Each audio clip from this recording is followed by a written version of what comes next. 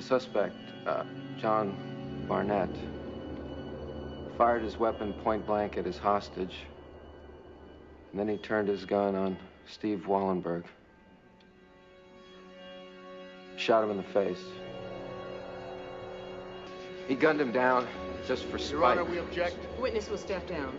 There's a man with a wife and two small children, and you shot him without hesitation, without conscience, without an ounce of humanity. Your Honor, do something. Which is why you should die like an animal, you son of a bitch.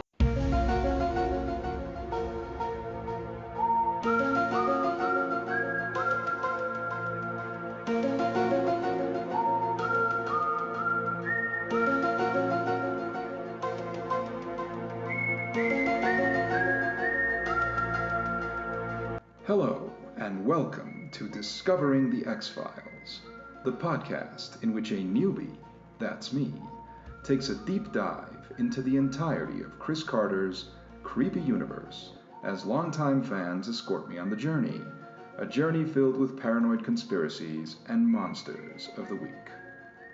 I'm Erix Antoine, and today Daniel and I will be discussing Young at Heart, which originally aired in the U.S. on February 11th, 1994. It was written by Chris Carter and Scott Kaufer, and directed by Michael Lang.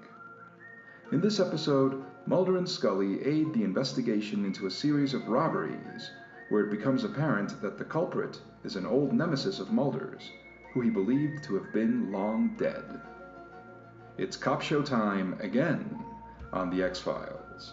And although Jerry Hardin shows up as Deep Throat and William B. Davis shows up as the Smoking Man, this is just a Monster of the Week episode, and maybe not a very good one. But after the break, Daniel and I are going to get into it anyway, so stick around.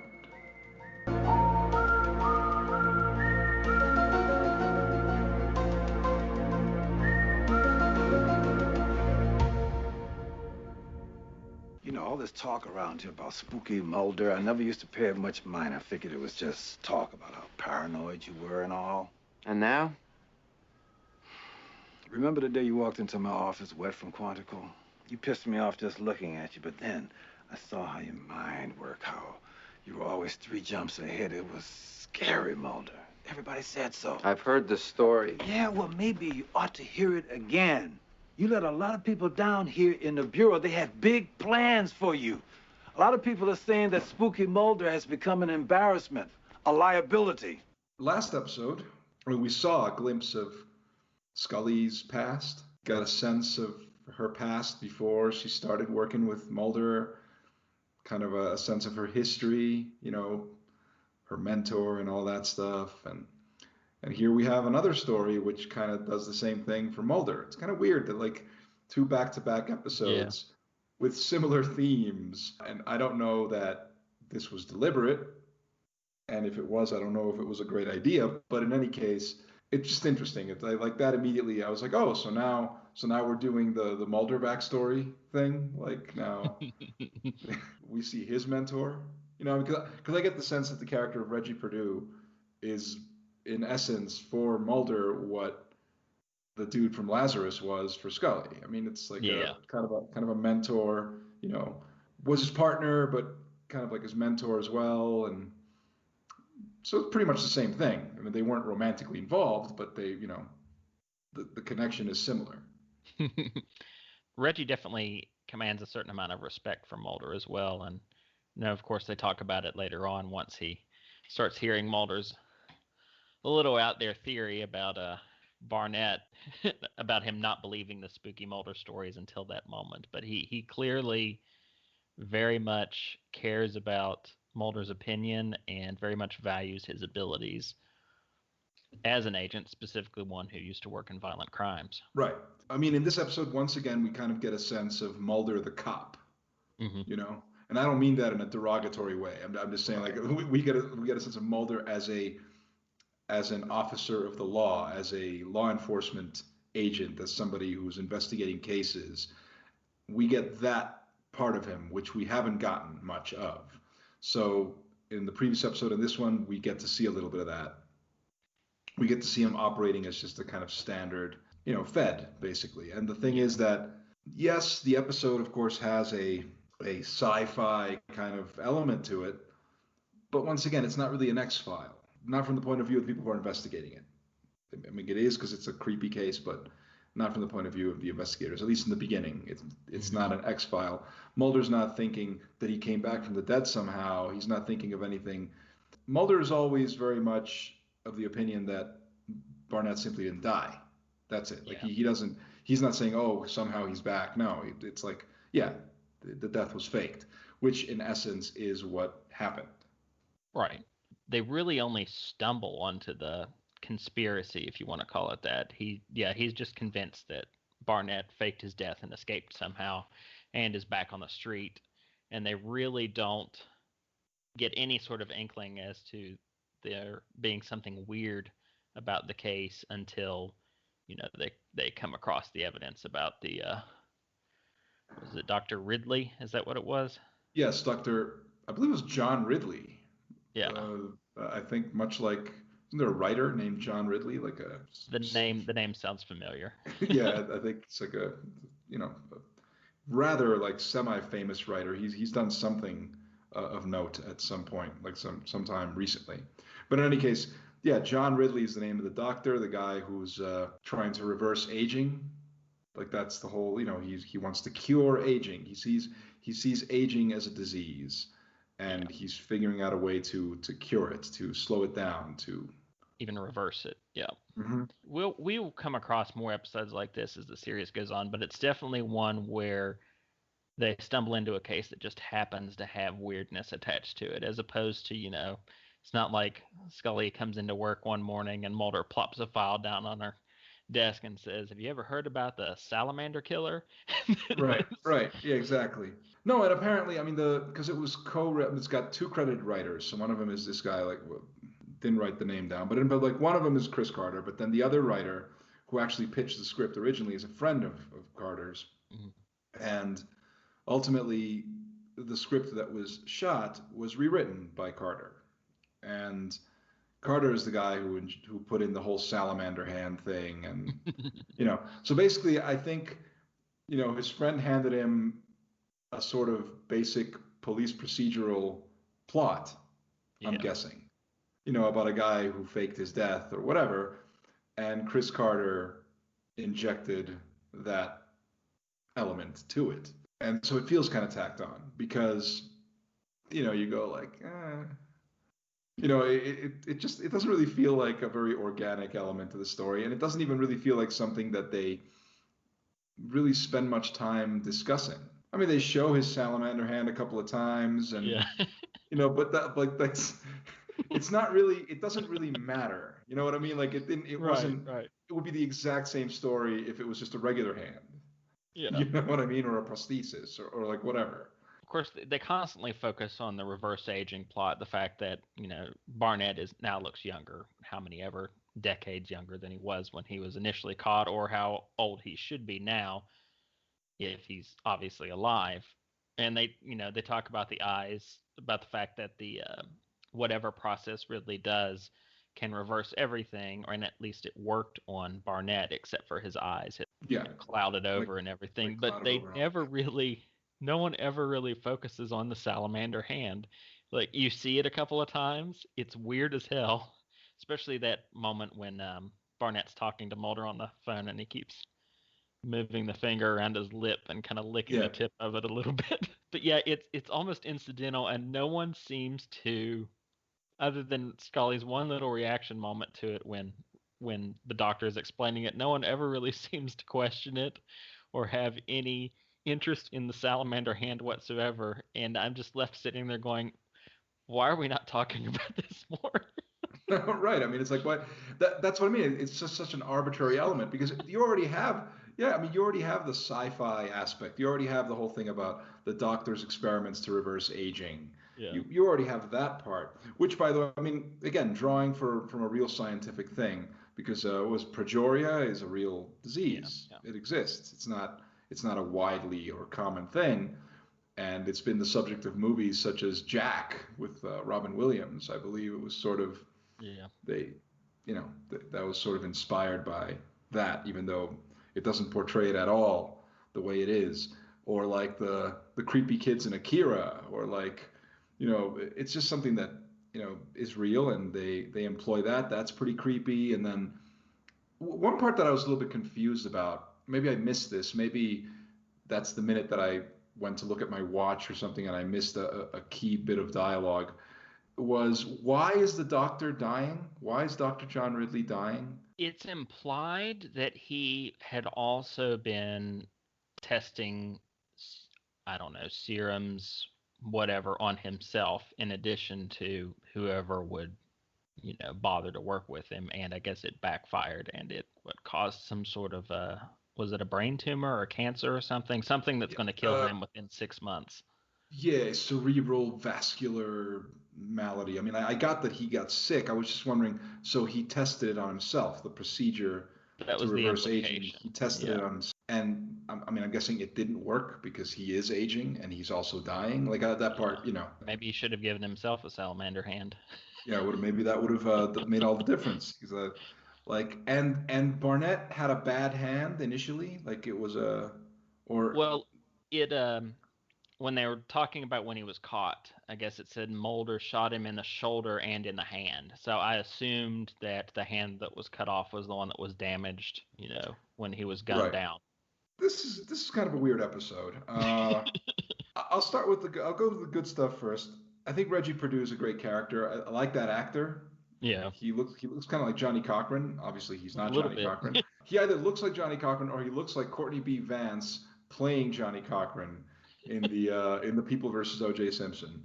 And this predates Johnny Cochran. This aired in February of '94. I mean, although Johnny Cochran was already a working lawyer, a working attorney, and he had already been on some cases, he was not yet the superstar attorney that he would become later in the year. But it's just kind of, I thought it was interesting that here's this character who resembles Johnny Cochran in a show that airs many, many months before Johnny Cochran would become a thing.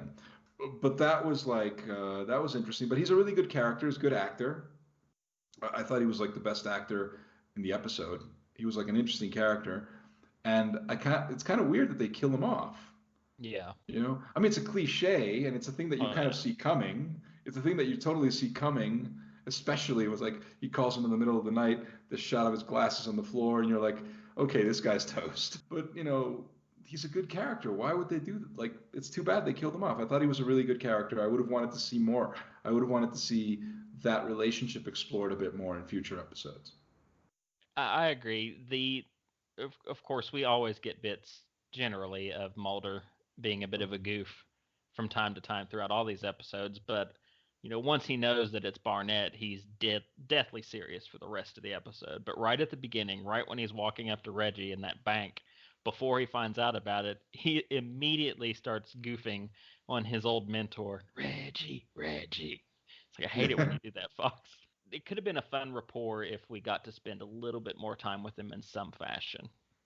Yeah, I mean, I just think that it was a wasted opportunity because they created this interesting character. They gave us a mentor for Mulder, and it's used for, I guess, cheap sentiment is a way to look at it, or just cheap drama. It really is what I want to see. Cheap melodrama. Like, I mean, it's bad enough that Mulder has this sort of event from his past that he feels guilty for this situation that went wrong, and how an FBI agent ended up dead, and he blames himself. So he's got that guilt trip going. So to that, which is already it's a dark enough cloud, and then to that you want to add, oh, and by the way, your mentor also gets murdered by this guy who you should have killed, and so on and so forth. And I just think it's a bit overkill, and it's kind of a waste. But yeah, it's interesting what you said about Mulder. You're right. He's not his usual laid back self for most of the episode. He's kind of like Will Graham light. Yeah.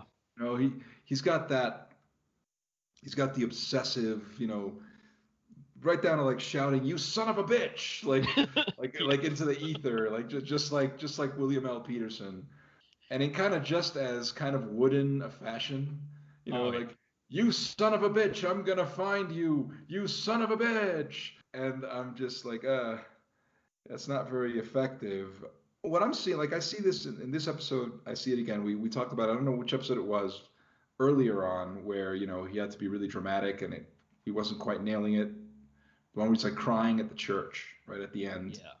and then here again, Conduit. like yeah, conduit. There you go. So in conduit, you know that episode required certain things that the company was not quite prepared for. Again, it could be his inexperience at that time, his comfort with the role, the direction, could be any number of factors. And then here it kind of happens again. He has to get to a place that he can't. You don't feel that he's very comfortable in that place. I agree, and I'm leaning towards it being the direction on this one because David Duchovny is not the only one that overacts in this episode. Yes, no, I was going to say, like, this episode, again, I call it a weird episode. I'm also going to say, I'm just going to go ahead and say it. I think it's kind of a lousy episode. And I think a big problem is the acting. It's marred by some terrible acting. And, okay, Duchovny has some problems. And then you have, like, in that flashback, which is an extremely overwrought and hilarious scene, which I think was not meant to be funny, but it's just very funny. And it's funny in part because of the staging, which is just so awkward. And also there's that prosecutor, that woman who's like the prosecutor. It's community theater time. It's dinner theater. It's the way she delivers her lines. It's just so it's so cheesy and just like, what is this? So that doesn't work. And to be fair, the villain, Oh yeah. Oh he's yeah. not a he's not a known actor or anything, or at least I don't know. I've never seen him in anything. But most of the episode, we kind of just see him, in the shadows, and you just sort of see his mouth and part of his. So he's supposed to convey all his menace through just like his voice and little smirks and things like this, and he's terrible. He's just terrible. He is awful. Like I'm sorry, I don't know who that guy is, but he was dreadful.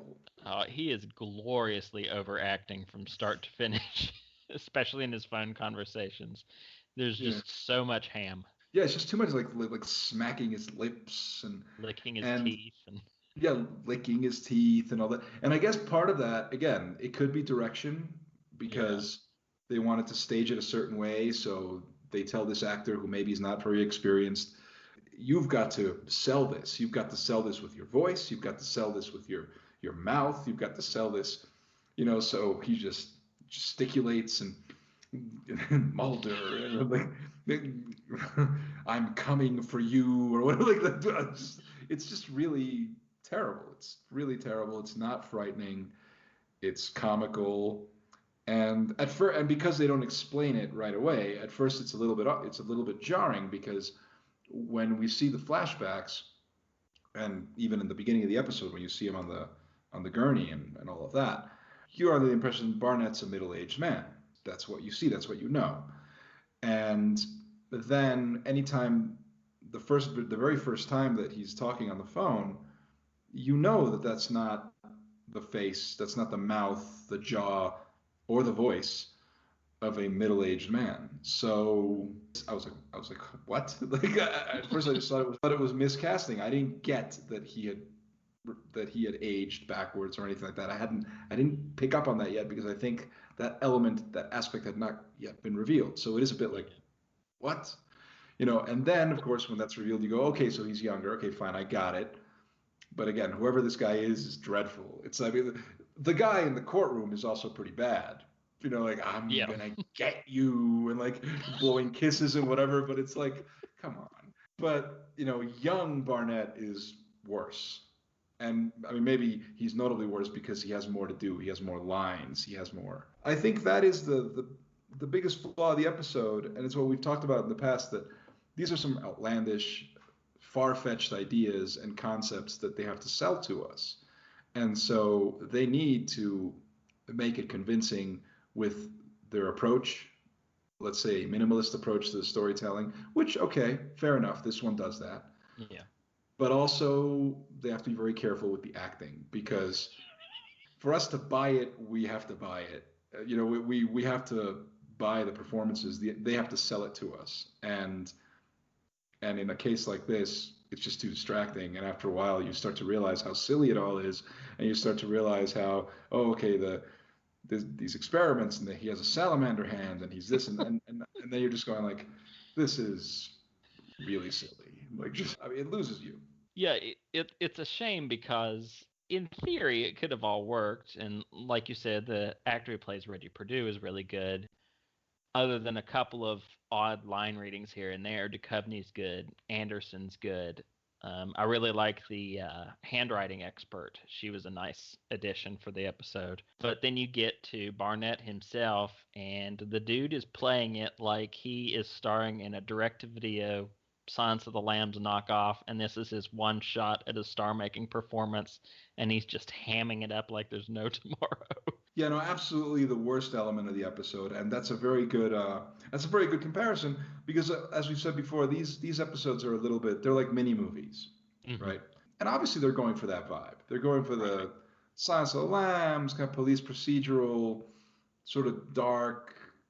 It's clear that that's what they're going for, and this could have been a creepy villain. I mean, the idea is creepy, and the fact that he's obsessed with revenge. He's a figure from Mulder's past, coming back to haunt him, trying to destroy his life piece by piece, kind of like not unlike John Lithgow in like Ricochet or something. You know, I mean, Yeah. it's a figure. This can work. This should work, but you need the right actor, and so that Unfortunate. was unfortunate. That was a really unfortunate situation.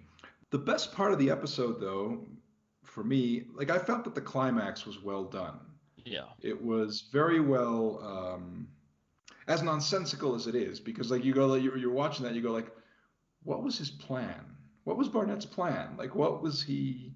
There's nothing devious about what he's doing. He just like walks right up to Scully in the middle of a very crowded theater and just like shoots her right there in view of everyone. Like, well, assuming that there's no police, there's no security guards, there's nothing. I mean, he just what was his plan? But it is stylishly done. It has some nice camera angles, some nice lighting. They gave it a nice operatic feeling. Like from the whole sequence, from the moment the sequence starts, you have the overhead shot and the cello player or whatever by the piano on the stage, and then Mulder walks down and out into the lobby, and they're doing the whole setup. The whole thing is done well. It's done in a stylish way. Speaking of operatic, let's talk about the score for the episode. Yes, I did want to get to that. Yes, I was like, Oh boy.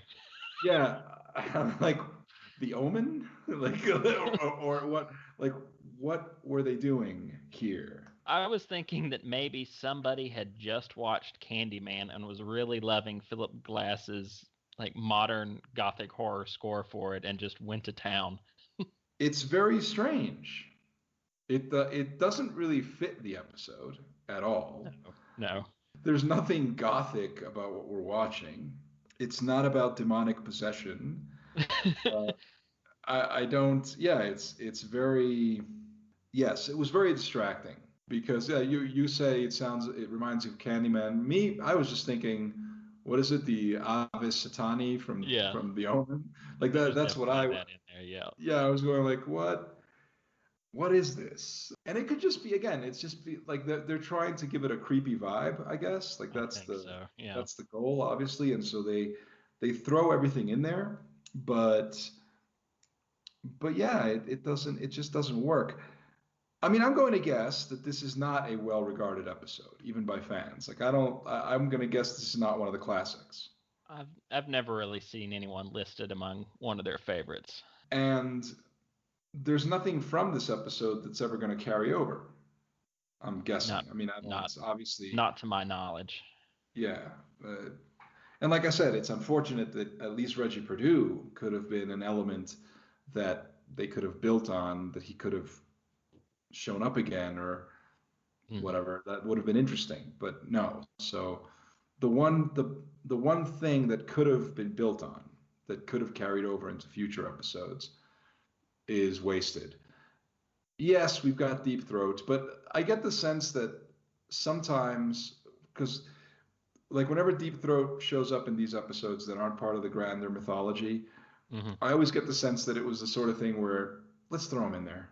We've got Jerry Harden on contract for a certain number of episodes or whatever it is, and then like let's throw him in there. Let's have him walk in there, give him a couple of lines. We're paying him for God's sake. Speaking of Deep Throat, there's that extra beat right after he talks to Mulder in the bar, and Mulder just gets up and kind of bolts out, and he picks up his pint and looks at it, and then he looks over at Mulder's pint like he's thinking about drinking both of them because Mulder didn't drink his, and then the scene just ends. Maybe it was a longer scene. Maybe because It I'm may pretty have been. sure I saw the smoking man. He's in the episode, right? I mean, Yeah, he's barely. Yeah. it's blink and you miss him, but he's there. So it's possible that maybe there was more, and they Yeah. cut it for time. They cut it for time because they needed more great scenes of like the terrible villain overacting, or they needed more of that flashback full of the Dutch angles and with like Mulder standing and going like, "You son of a bitch, you deserve to die," and that just seems out of character. You know how we talked about how there's the episode in Squeeze, right, where the Hmm. director had wanted him to be all like angry and Toombs. He wanted, and his reaction, Duchovny's reaction as an actor, was to say, "But that's out of character.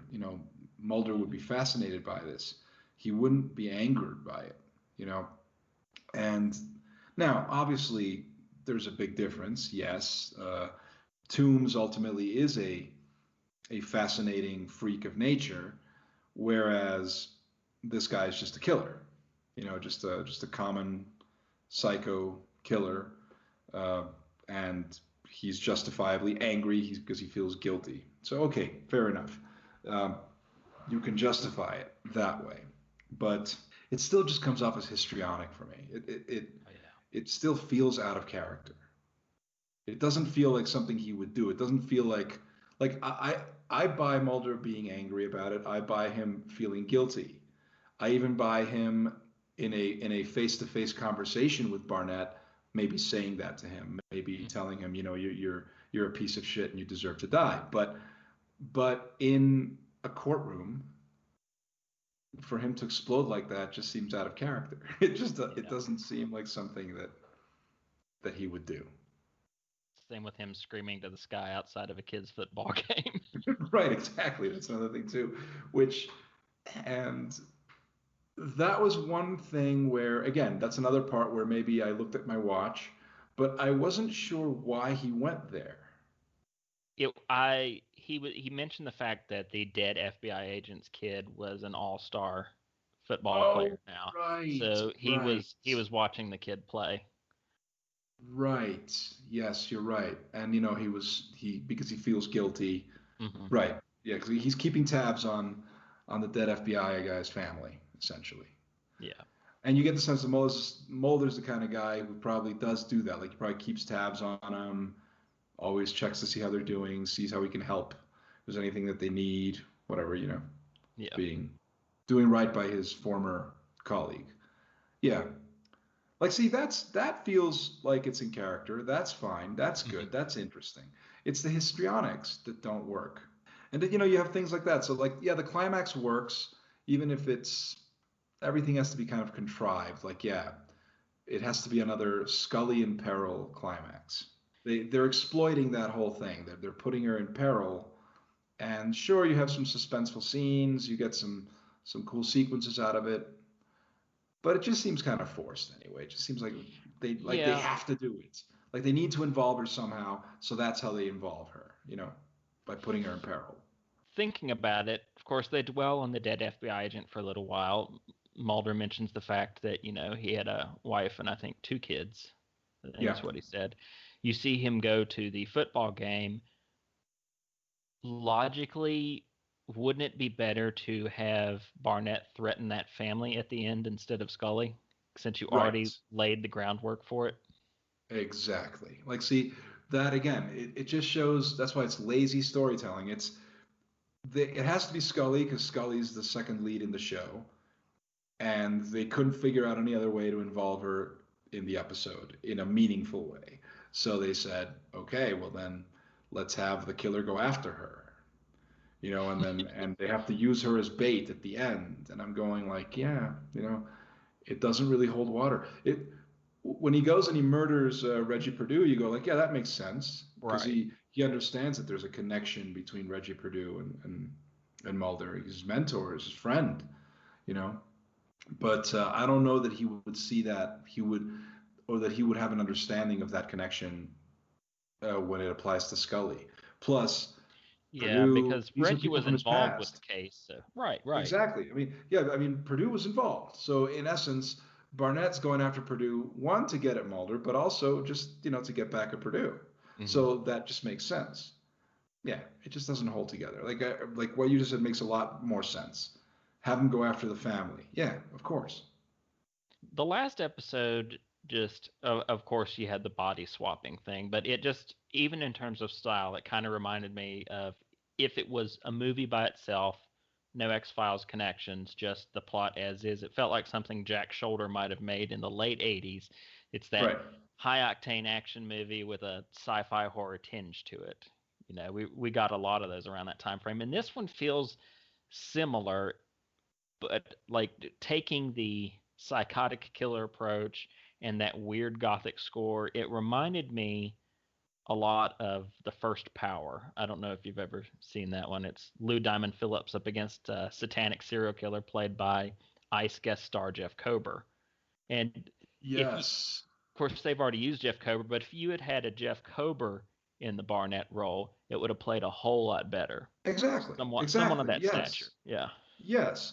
Yeah. In the Ice episode, Jim and I talked about Jeff Kober and his intensity, and that's the thing.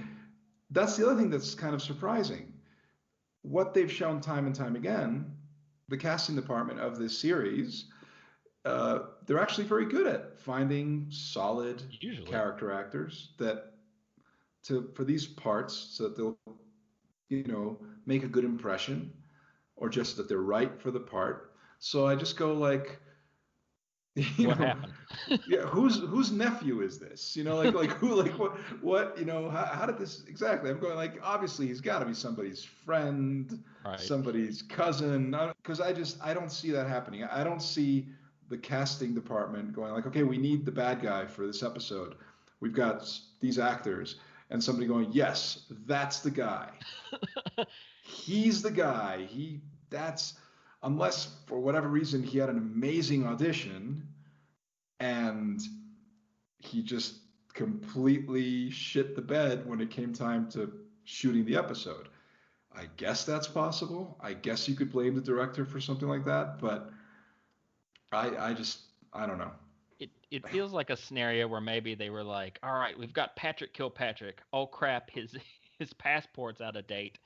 And then the director brings in his buddy from down the street. Yeah, yeah. It kind of goes like, well, there is that guy that auditioned for that role. He's available. Yeah, it makes total sense. You're right. I mean, Jeff Cord would have been good. As far as the first Power, I'm not sure if I've seen it. I've definitely heard of it, and I think I've seen it. But it's one of those movies where I might have seen it late night on cable some night, and I just don't recall. And it would have been at least 20, 25 years ago. So, uh, That's the kind of movie it is. It's not that great, but it just reminded me of that kind of late '80s horror tinged cop on the edge action movie, like The Hidden or The First Power, Destroyer, or The Horror Show, or anything like that. Just right in that mold. yeah, did Jack Shoulder didn't direct the first Power, right? No, he did The Hidden. Right. I know. There you go. I know why I got confused because of Renegades. Oh, okay, yeah, That's Jack Shoulder, with and that's Lou Kiefer. Diamond Phillips and Kiefer Sutherland. And I don't know that that has a supernatural bent to it, but I know I that it don't think so. involves some kind of like an object. I know I that the think you're right. MacGuffin is some kind of like I don't know if it's because Lou Diamond Phillips, of course, plays a Native American police officer, but it has something to do something the MacGuffin is some kind of a sacred object. That's the one thing I do remember about that movie. Yeah, I think you're right. I don't know if that sacred object is actually has any kind of power to it. I don't remember if they go into an occult element. Maybe they do. I think that's why. I think maybe I'm confusing it with the first power, and it's possible that I haven't seen the first power. But anyway, yeah, this episode is not very good. Let's let's just tell it like it is. There was one thing. Yeah, at the end, I could have sworn Mulder shot the guy in the head. I mean, like that would have made sense. And then he go like, It's no, framed he that didn't. way. Yeah, I was like, he shot him in the head, right? That's what happened. He shot him in the head. But no, I guess he didn't. I guess he shot him somewhere else, and did put that woman's life at risk by doing that because Yeah, it was a weird framing choice for it not to be a headshot because it's early 90s TV. You're not going to get a squibbed headshot right up close like you would have had to for that, and instead it just holds on his face and his eyes, so you think, okay, he shot him in the temple. They sure, can't show it, so this is their stylistic way of getting around the censors for the time. But then right, he's on the operating table and it looked like he was shot in the chest even though she yeah, was standing in front of him. I'm not sure how yeah, that worked unless he pulled a Keanu Reeves and shot the hostage. right. No, I mean there's that because I go like, okay, he shot. I mean, maybe it's possible that that was the idea, and then they tacked on that ending because there's no Yes, point to that ending. I don't even like the him no. on the operating table and they're trying to save his life, but then he dies anyway. I don't see the point to that. Like, what's the point of that coda? That, and then they get their little mystical, the secrets of Dr. Ridley are hidden within this lock box at a bus depot, and maybe someone will find it someday. Well, there's two problems with that. Number one, you have a dude who basically reverted back to 20 years younger or however much younger, and he grew a salamander hand, and he's laying on your table. He's dead.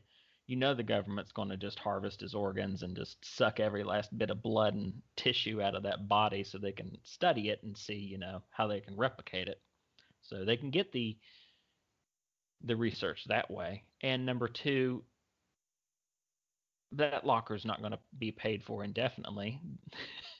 Yeah, that's true. But the depot management is going to open that locker and find that stuff eventually. Like, it's not like it's going to be hidden for decades.